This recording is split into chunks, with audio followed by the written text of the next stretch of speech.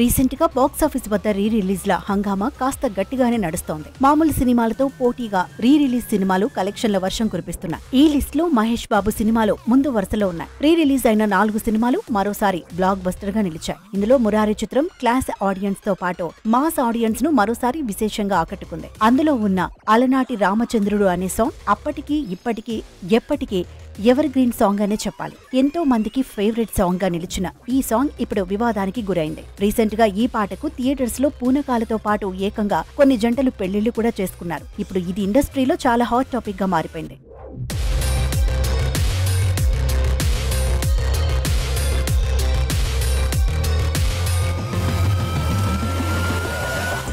ఇలా థియేటర్స్ లో పెళ్లిళ్లు చేసుకున్న విజువల్స్ కు సోషల్ మీడియాలో కృష్ణవంశీకి ట్యాగ్ చేశారు. దానికి కృష్ణవంశీ ఫ్యాన్స్ మీద కాస్త ఘాటుగానే స్పందించారు. థియేటర్స్ లో ఇలా చేసుకోవడం మంచి పద్ధతి కాదని వారించారు.